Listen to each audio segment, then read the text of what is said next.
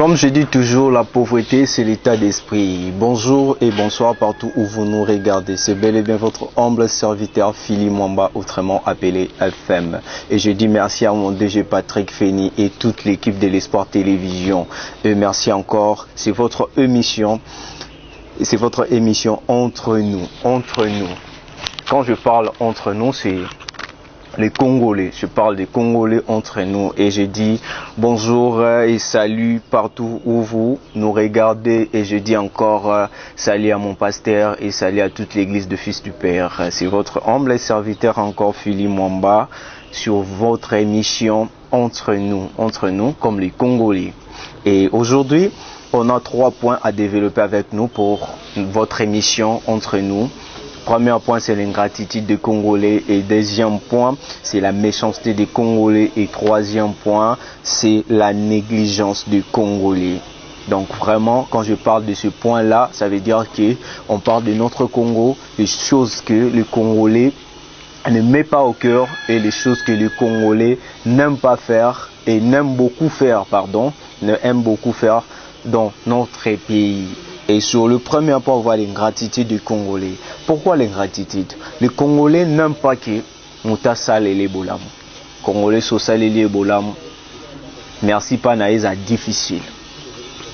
Congolais soko aidé nasima. En retour nango, il faut poignarder. En plus, ça arrive jusqu'à nos maisons. Hein? Tous ceux là non ba Congolais, tous à non bat. Biso na biso mato, tous à non bien. Pourquoi ingratitude na mboka na biso? Pourquoi la méchanceté na kati mboka na biso? Pourquoi la négligence na kati mboka na biso? Hein? Partout au bozola nanga, c'est votre émission entre nous. Donc, et le remonté que au silica, et le remonté que oh non, pourquoi c'est un journaliste on a Phili Mwamba, une émission? Non, je suis là pour parler entre nous. Hein? Entre nous. On est des Congolais, nous tous. Donc quand on parle des Congo. On ne parle pas de notre pays, mais on parle des Congolais entre nous. Parlons un peu de l'ingratitude. Au monde, on a une société, atali qui na place à Kindozoa, inconnu, abinanacha, confrère nangai, azu confrère nangai, achina musala. Au monde, a même confrère wana, ndarobar, aobomaï. Même confrère Rwanda au Salema même confrère Rwanda au quoi sa société. Mais si aux Congolais, au quoi tu pas libanais, au coup ta respect mon total. Au coup ta Congolais façon à respecter mon salawana, t'as pas idée. Mais chez nous on a mboka na yo, musala na yo ya mboka na yo, eza bénéfique ya mboka na yo. Mais tu vas voir un Congolais a donc ingratitude na façon moko sakanate. D'ailleurs, quand tu veux me dire quoi ça, ou quoi? À poignarder yo. À mon sous société, il n'existe le sous-souté. Il y a ces pays là. L'ingratitude des Congolais. Pourquoi ça? Toki namboko wapi l'ingratitude. Pourquoi pas te bannir l'ingratitude na kata motema congolais? Pourquoi pas te kolongola ingratitude wana ekende musika? To linga na biso na biso. Non muninga sali obolamu. Zongisa même zongisa pe bolamu. Si tu vois que tu n'arrives pas parce que l'obara te que so sali butu bolamu ye wana ra fa zongisa non mais même un simple merci. Merci ba foutela ngote. Hein? Merci ba foutela ngote. On cherche même pas que va foutre là yo pour nous senga mutu merci pour pas foutre lombongo non. C'est juste de dire merci, tu m'as fait du bien, je te demande merci, c'est tout. Hein? Pourquoi eza kilo na munoko ya Congolais? Pourquoi eza kilo ya ozong sa même bola mutasaleli yo? Mutalongoli musika ikomission na capitale ma obalukeli. Mutatal que non, confrère nanga avant dans la village, atali non, kuna ya bien, na Kinshasa to bunda. Tota vine, mais au commune na Kinshasa au balukeli. Et ça même tina Europe. Au monde congolais à en Europe, atali habité, la bengi s'appelle de konanga to zana to bunda.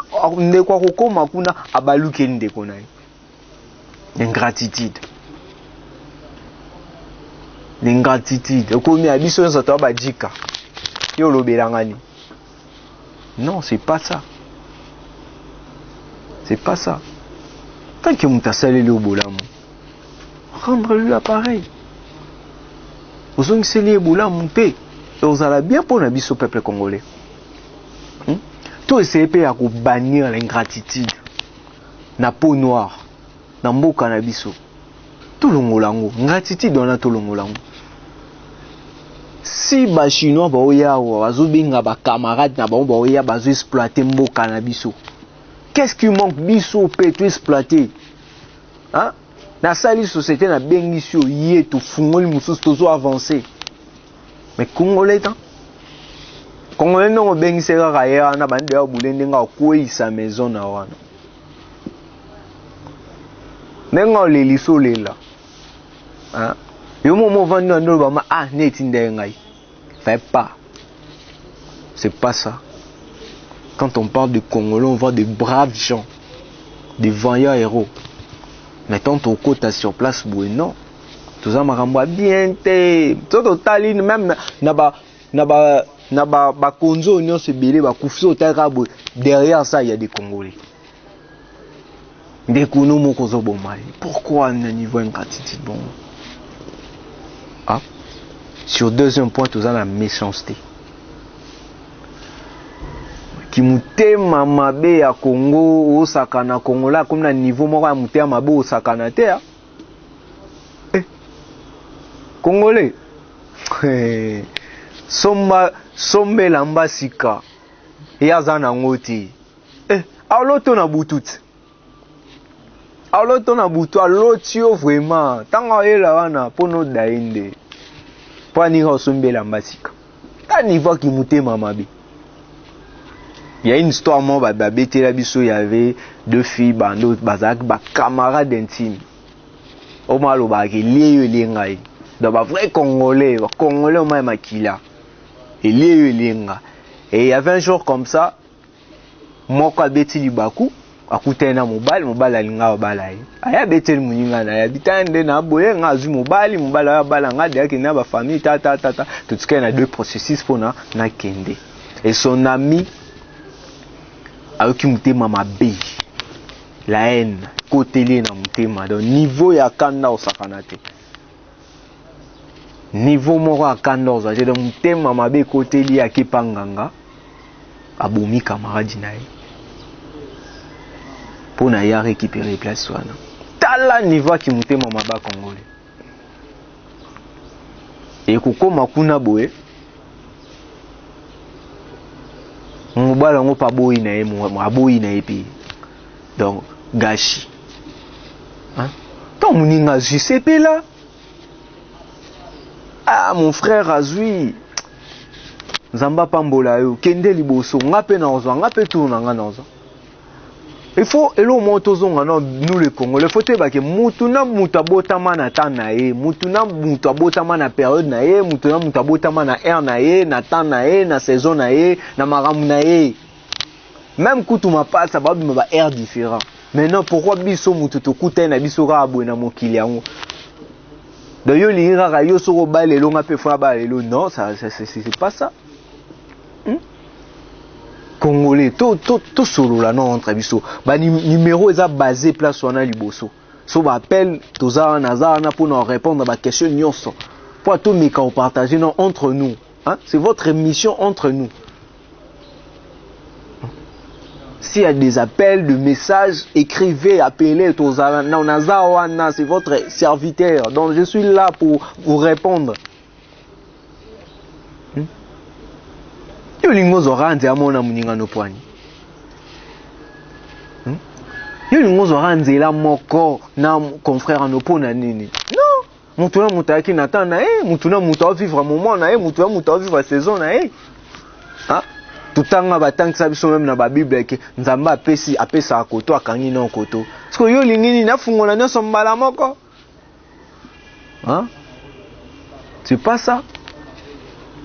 Tous un peu réaliste na maramususu. Donc yo so boninga pe fona bon. Non, tout le monde a même petit à l'école. Le premier n'a pas bah non bêta bah les premiers pour mettre comme n'existe pas à Katani. Père il risquait pas à Katani 2 fois. Mais mon temps il est dans 4 salles. C'est pas ça. Congolais tout méca pour changer mentalité tout méca tout ça moi dit ah et loko ya bien te jamais ngana autre rose ndenge moko et simba te quand même na misalo omona ba classe ma salaire licencié gradué diplômé sans diplôme ba classe même si ndé ba classe bongo omona pe ba diplômé wana bazwa salaire ndenge moko te ya musu bazwa moko azwa salaire na prime. Au moins, licencié, moko azwa salaire, moko azwa salaire en prime.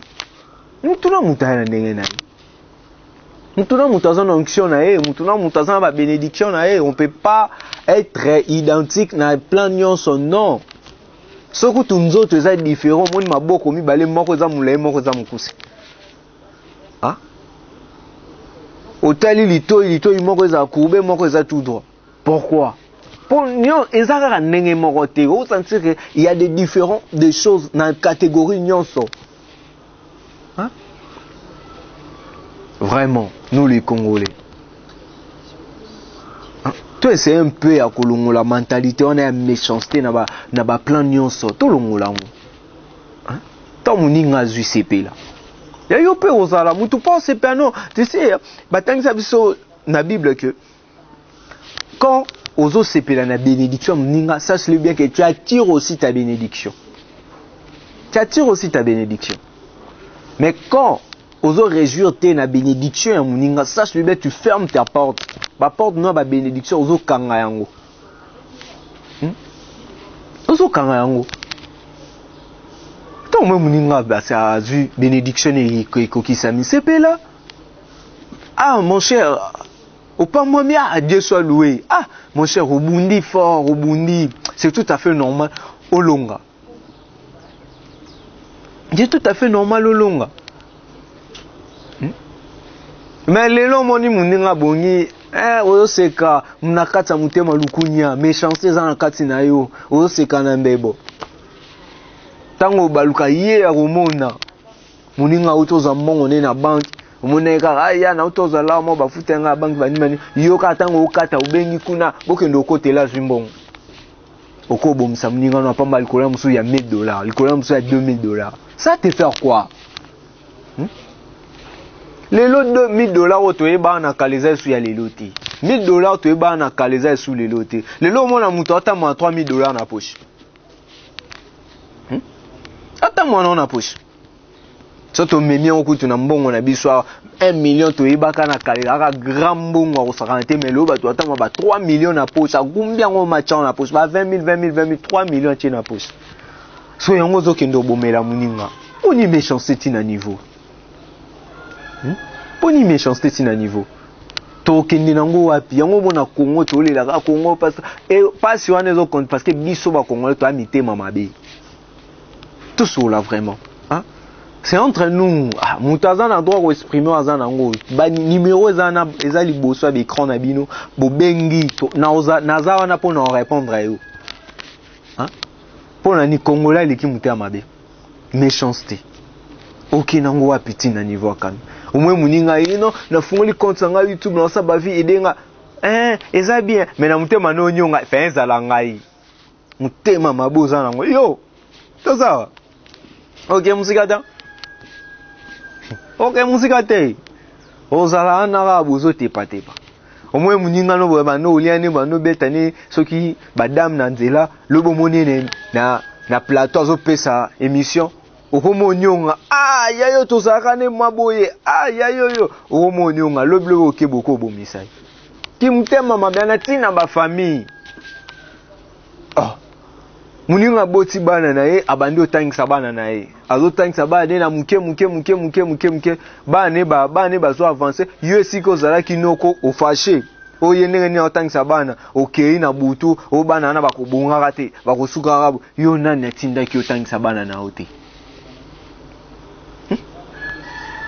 mutatinda ki otangisa bana otazate omoni ndeko grand frère à sacrifier vie na ya à bosser dire à bando tonga bloko na yo siko zaki mutema likuno ko bomande ko na yo allez OK ngande leki na ye ngande na za droit oloba ponorité bilo na ye yo poza maboko za de maboko za de makolo mon cher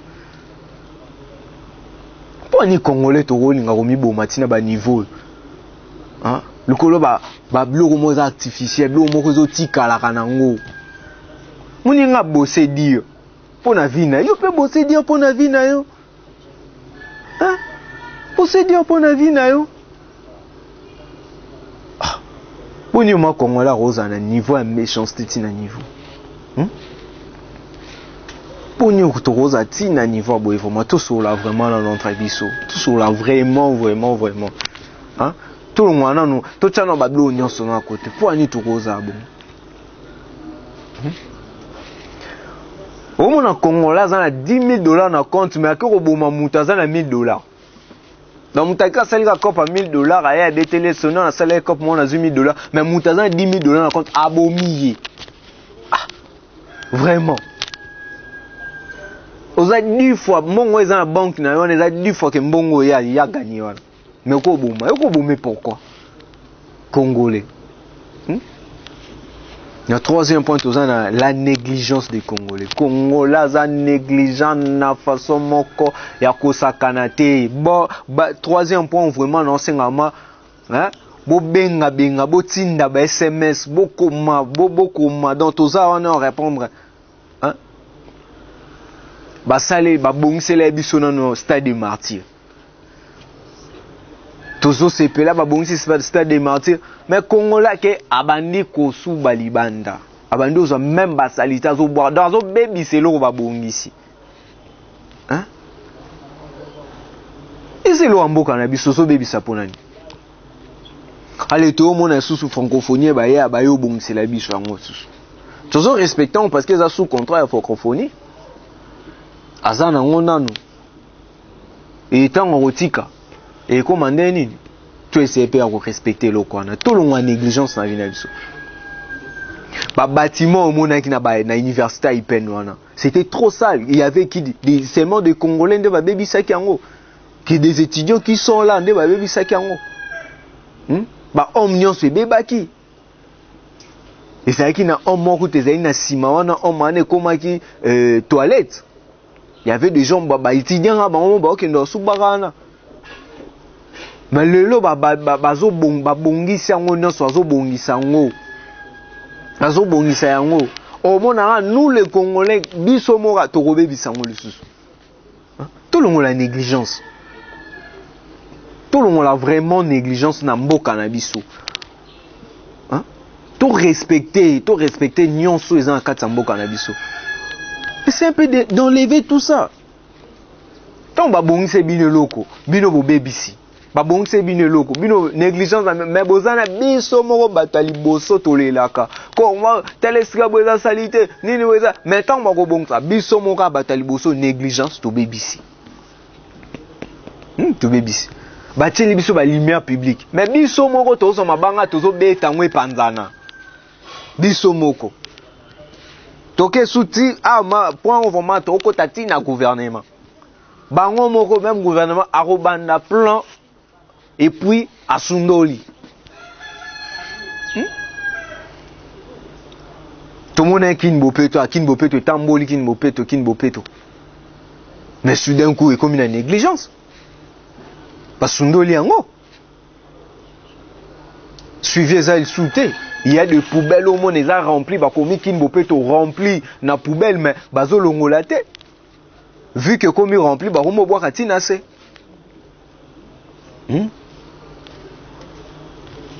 Tout le monde qui a procès 100 jours, procès, négligence. Mais procès n'est moi comme ça.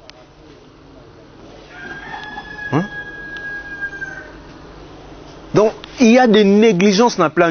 Il y a des négligences partout, bazo négligé. Bon, ça la boue, bah, comme on a tina soukate, bah, négligé. Bon, ça la boue, bon, comme on a soukate, bon, négligé. Peuple congolais, on va aller avec ça où? Et c'est un peu de voir des choses. On ne peut pas continuer comme ça avec la négligence dans notre pays. On ne ne peut pas continuer ça. Il faut changer. Il faut enlever la négligence dans notre esprit. Pour notre pays, pour bâtir notre pays, il faut enlever la négligence. Hein? Il faut respecter toutes choses, il faut respecter. On ne peut pas marcher comme ça avec la négligence dans notre esprit, tandis que on veut que notre pays puisse avancer, on veut que notre pays puisse évoluer. Mais nous, les Congolais, on n'arrive pas à le faire. Parce que quoi? La négligence est dans notre esprit.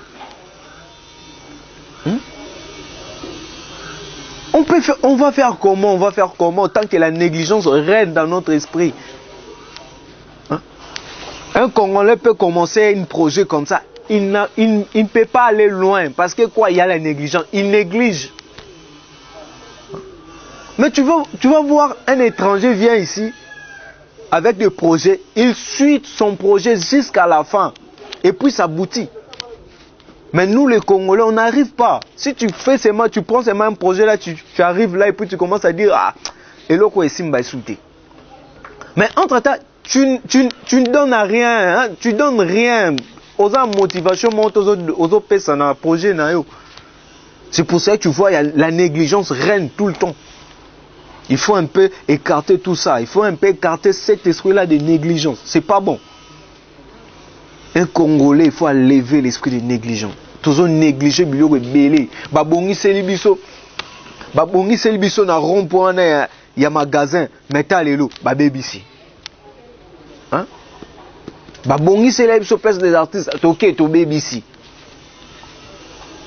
C'est seulement nous les Congolais. Les étrangers montent à Zoya Boya Yepona abebisa. Non, c'est seulement nous. Na plan monté, tu vas voir que non, étranger, non. Tu vas voir un étranger allié loko machango na kata saki. Donc, ba déchets, ba bloko na tina kata saki autant mwana. Mais nous les Congolais, et si qu'on relia au bois qui, et si qu'on remet là, au bois qui est l'eau, c'est quoi? La négligence de nous-mêmes. Comment on peut bâtir notre pays avec la négligence? Et c'est qu'on m'a appris dans le commercial qu'on bâtit jamais une société avec la négligence. Parce que quand la négligence règne, c'est la faillite d'une société. Donc, société est coufie. Société est coufie. Et si la négligence est régnée, il faut koufa. Notre président a mis en place la gratuité à enseignement. Mais nous-mêmes, les Congolais, tu négliges le quoi? Tu négliges. Et bientôt, je vis encore quoi? Gratuité à maternité. Donc, on néglige un peu. Mais il y a des Congolais, qui ont une conception, qui ont une gratuité à maternité. Non. En plus, ils ont négligence. Quand tu négliges d'autres paramètres, parce que maternité, ils ont fait, ils ont des négligences, ils ont négligé les paramètres. Tant au beau tawana, au chezemi, ok, au boti, oui, au félé, à boti. Tant au abima, au lieu félé, non. Alors là, tu félé, non. Alors tant au côté à tu félé, oui. Mais au lieu félé, à là, tu félé. Tu vois? Peut qu'autant on fait les on a ça les besoins on a primaire. Les colons en ça c'est payant. L'université c'est payant. Tant on a une négligence sur les paramètres c'est ça aux autres c'est basé toujours que non qu'au bout on fait les. Hein? Tout le monde a négligence. Tant aux arbres, c'est qu'on va que mathématiques et l'andarabiso partout. On a plein de sur la vie mathématiques et l'andarabiso. Quand tu es là face à ta vie, il faut penser que non, calcul au besoin mathématique, tu vas voir que tout va changer. Mais quand tu négliges d'autres choses et tu envisages d'autres choses, ça c'est bien, société na yo okufa. Zorara, au créer mon société na yo, au placer ba DG, banani, wana, et puis yo mo no zabongo pour le okiparano ngote. Quand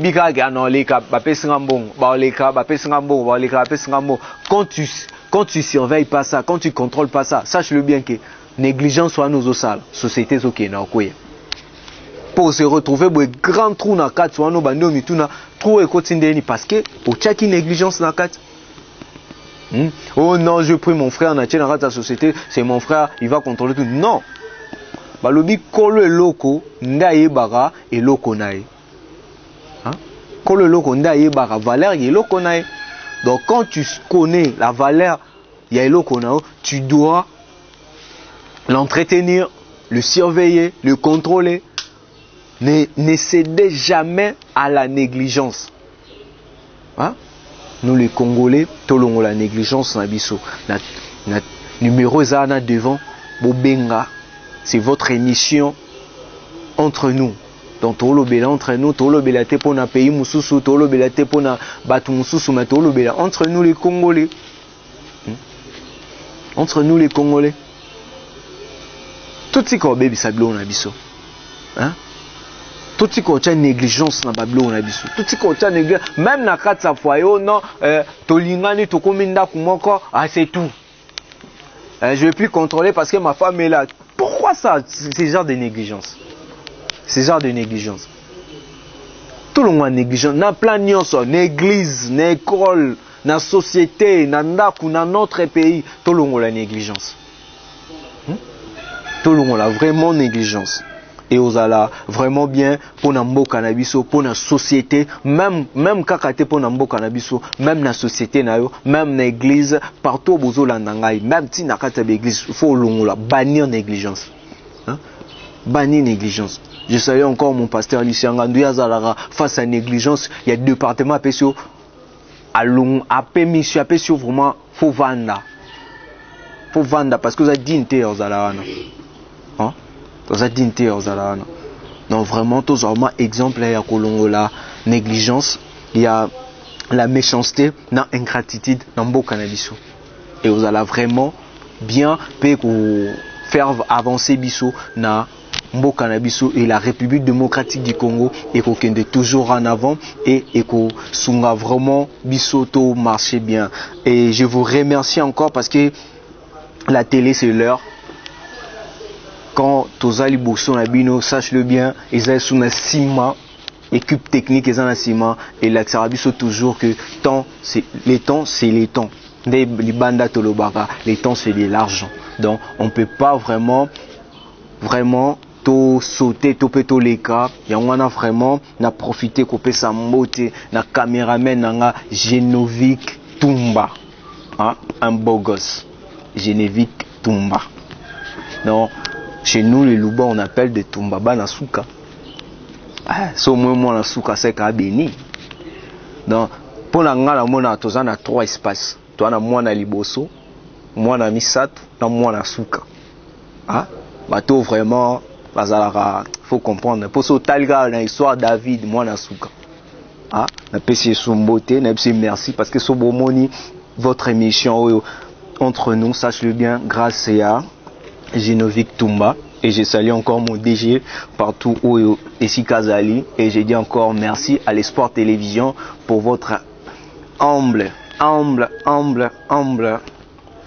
service Oyo Azo Sala Pona Bino Boulandara, toujours votre émission entre nous, et je dis encore merci à mon équipe numéro 8, Tobengango toujours chiffre 8, chiffre ya makamami nene, parce que na katwana tozana ba grande dame, bengamba mibali ya moni susu kuna na pesa sumbote na ma Sylvia